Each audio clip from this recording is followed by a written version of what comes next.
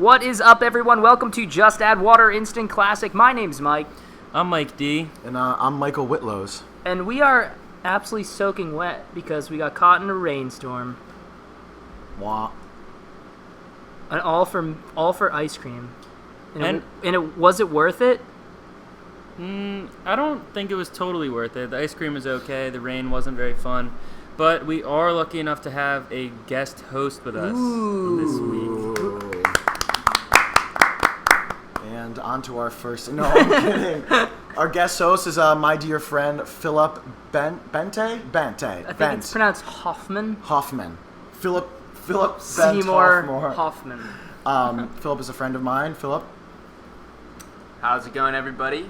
My name is Philip, and I'm a guest host tonight. Yeah. You have a great radio voice. Yeah. I think so. He's got a good face for radio, too. Hey, how are ya?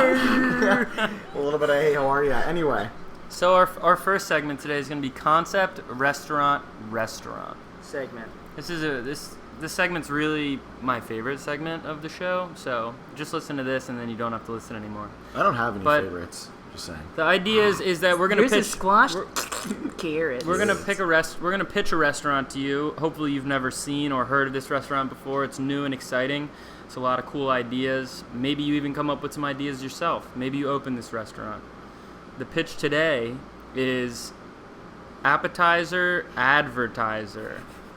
And so this if you're familiar with Doritos Locos Tacos or any other kind of crazy cross-brand foods that have been created, the idea is to have a restaurant where every single ingredient of every entree or appetizer or dessert or drink or meal that you could get is a cross-brand fusion.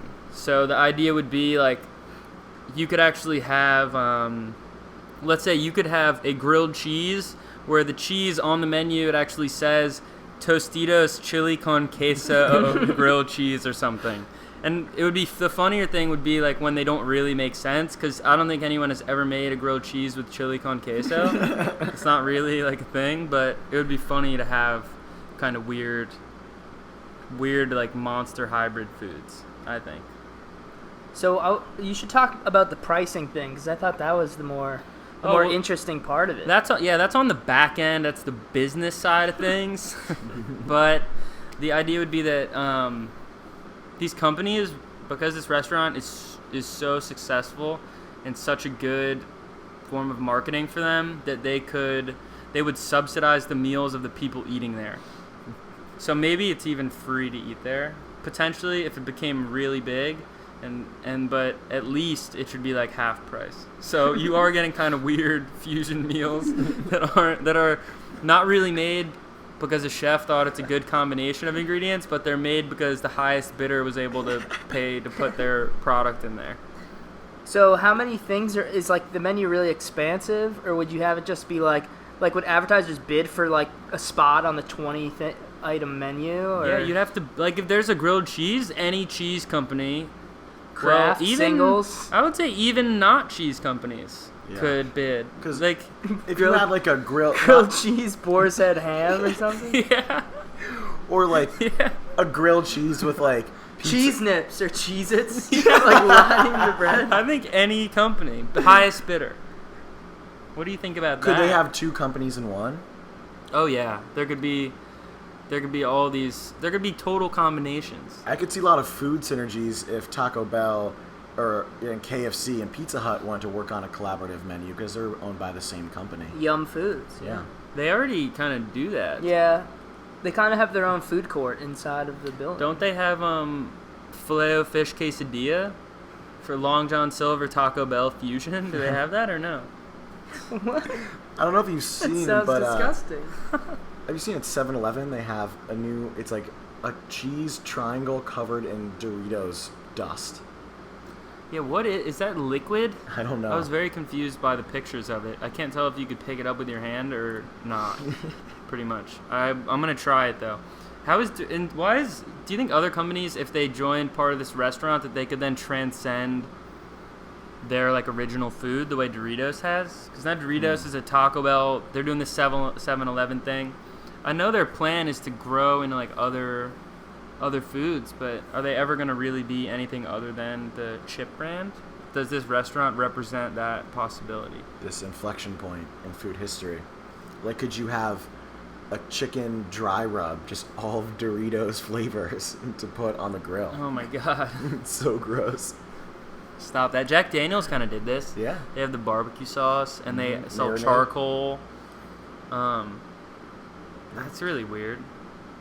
I don't think it's okay. I think this idea could be really good, actually really good on like a small business standpoint. If you had like, hear me out.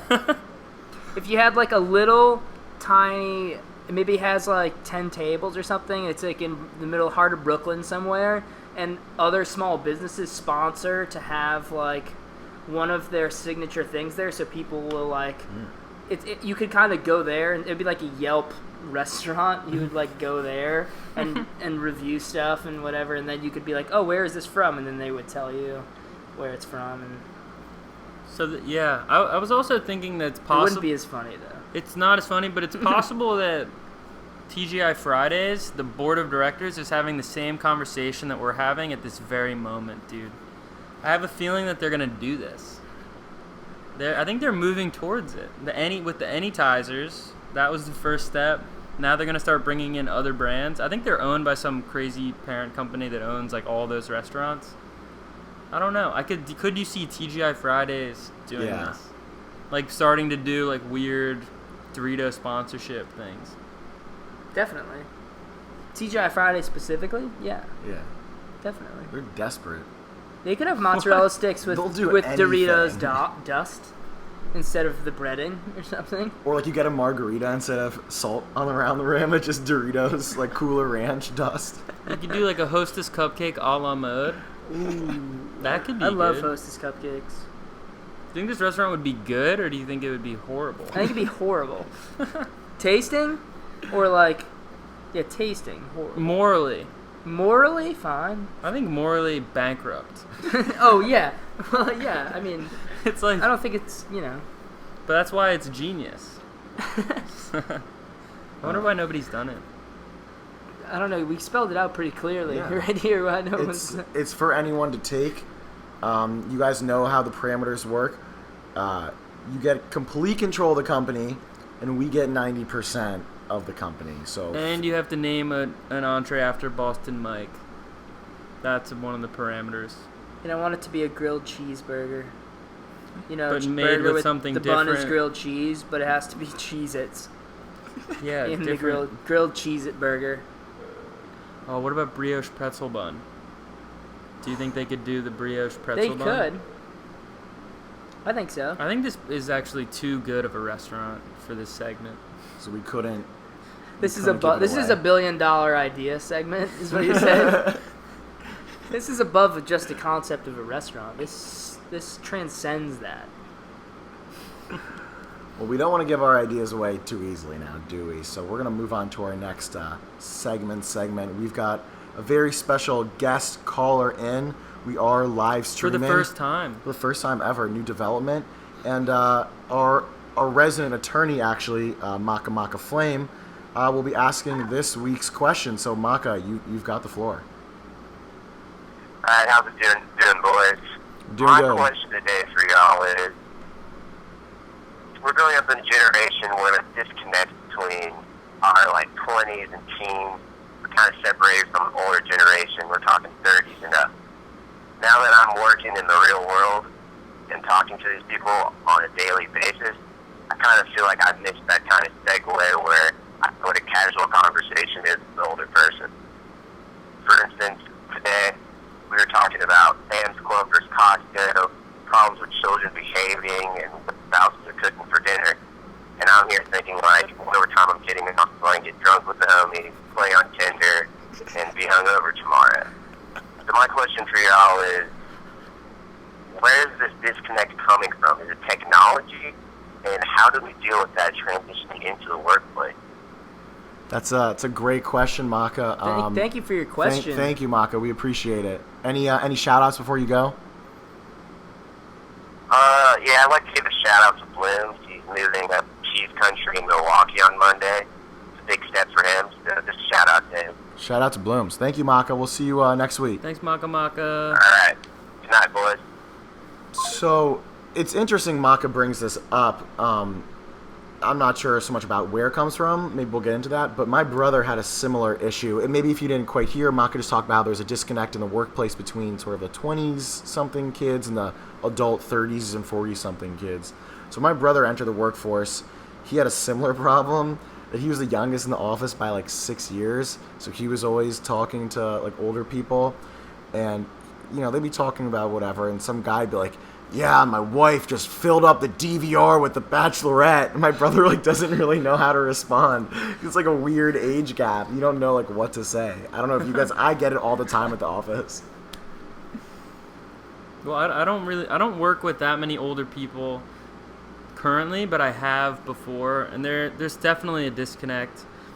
And I don't know. I think it's a really good question as to where this gap comes from. I think it comes basically, it's like, when do people become really boring, right? Like the 20-somethings always think that the 30 or 40-year-olds are really boring because they say things like, oh, my wife DVR'd like whatever, took up my space and overwrote my like Ninja Warrior episodes or something, right? So it's like, that's really boring, and if you don't have anything other to say than that, then a 20-something is always going to think that's boring. But like, presumably this happened throughout history, so when are we going to become like really boring? And like, why? And is there any way to not? I don't really know. I think one of the big things it stems from is college is such a misrepresentation of real life.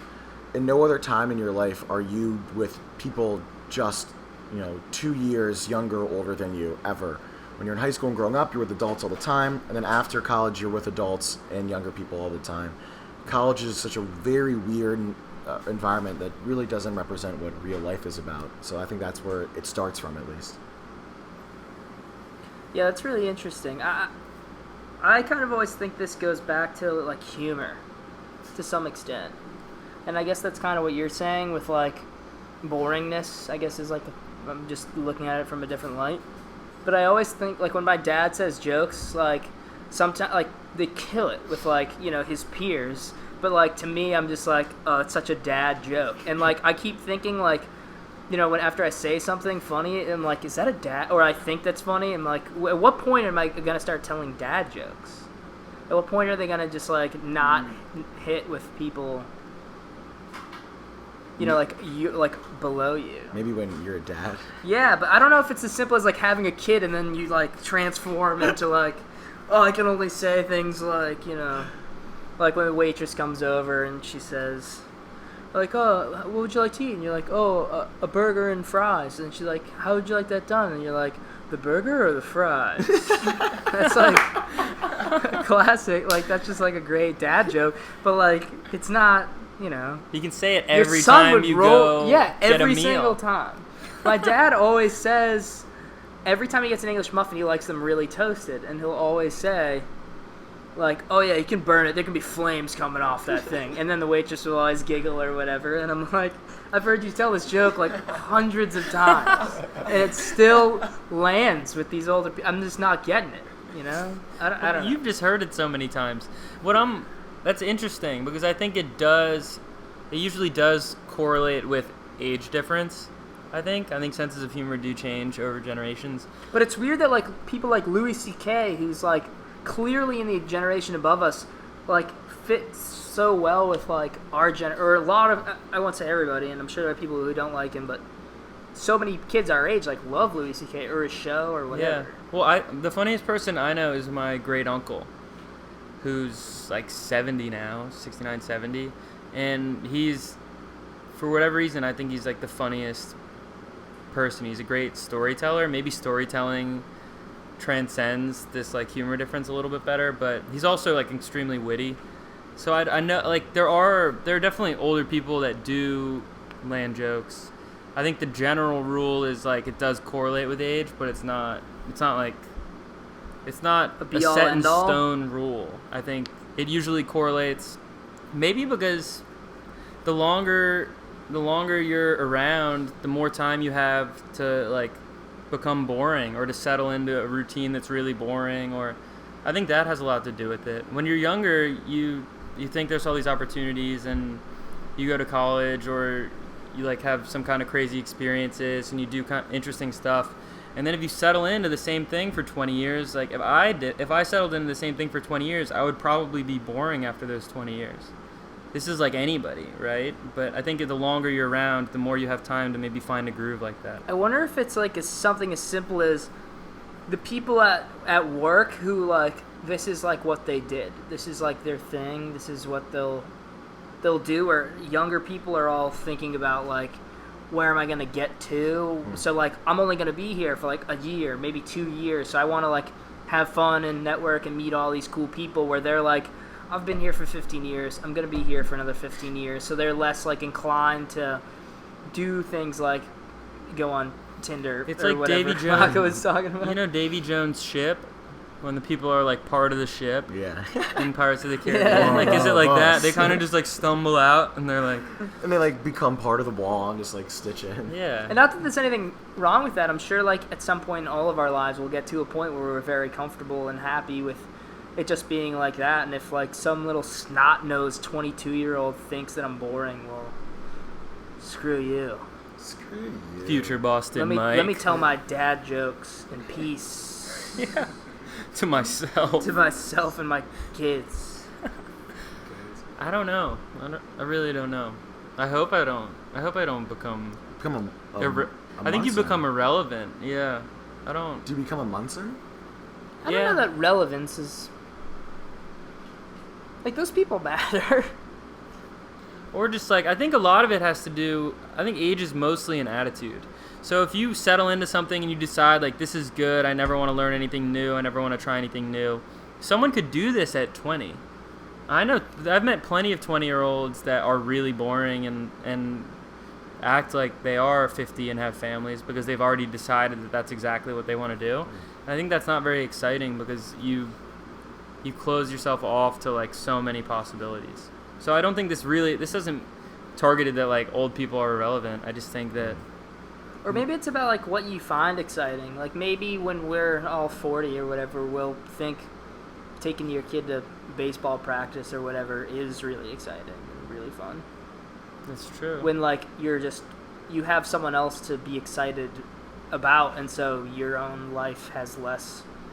You don't have to fulfill yourself as much because you're and you can put getting all that the, fulfillment put in all others. the pressure on your kid to be exciting for double you. the man I ever was. Yeah. I mean, my goal is to live vicariously through my child and have him do everything that I couldn't. Mainly sports, education, school, girls, all those things Anyway, on to our next segment. We have our guest host is going to give our pick of the week. Pick of the week. Pick of the week. So for this week's pick of the week, we've got a book. What's that? A book. It's spelled B-O-O-K. Can you get it on Kindle? You can get it on Kindle. All right. Is What this about Kindle Fire? Is this some sort of dad joke or something? The book's name is The Banker, the Professor, and the Suicide King. And it's about the poker journey of Andrew Beale, one of the world's most famous, yet most private, billionaires. See, Andrew started a bank after a number of companies and became a billionaire. And then with that money, he found himself in Vegas one afternoon, started playing some poker and won. From there it begins, and he ends up challenging the world's best poker players in the world and beating them in heads-up poker. It's a fantastic journey, and I would give it a 5 out of 5. Ooh, whoa, this is some new rating scale. Yeah, but What would you give it out of 5 7 books? though? Probably only 5. It It's 5 out of 100 too. Still, it doesn't scale up at all. Mike, you said you read this too, or you read the Yeah, summary? a while ago I read it. It was really interesting. Andrew Beale is kind of a Renaissance man. He's basically good at everything he's ever tried to do, and then at some things he's actually like the best at. And it's interesting to see someone pick up poker like that and become obsessed. He also is very big into like number theory, I think. Yeah, it's just like he's a fascinating person. You know, I did a little external research after reading the book, and the biggest thing that I took away from it was how statistics is being used in games of chance. So what he actually did was he used the mathematics and the probabilities of playing poker to play these heads-up stars, or to play these poker stars in heads-up matches. So based off the odds, which he always played, he was able to beat them who use psychology or trying to read your opponent's hand through, their cues. He just stuck to the math, and he got the grade A. And he got the 5 out of 5. 5 out of 5. 5 out of 7. Dad jokes. My dad's funny, by the way. I'm not trying. I'm just saying. I know he is. I know your dad. I just feel like that's like a. Just for clarification, in the off chance he listens to this, but if he doesn't listen to it, he's not funny. He's not funny. Oh, He's not funny. He's not my real dad. All right. Well, that's all the time we have for Mike, Dad? Does anyone see my dad? and Philip. We'd like to thank our sponsor, Wendy's new brioche bun. Pretzel brioche bun. Get it on any sandwich. Even the junior bacon cheeseburger, it's still only $1 outside of New York City. Yeah. Alrighty. Pretzel Well, brioche bun. until It's triple the size of the patty, and I'm just talking about the top bun. we just got paid $1,000 to say that, so keep Yeah. bringing them in. Yeah, sorry guys, I know we're sellouts now, but Wendy's is giving us $2 million an episode. So. In brioche buns.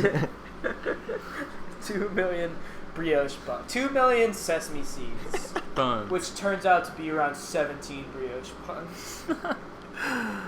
All right. Bye. We miss Bye. you. Thank you. Until next time. Thank you. Thank you. Wait, and thanks to our guest, Philip. Philip. Thank you. Philip, you were wonderful. Bye.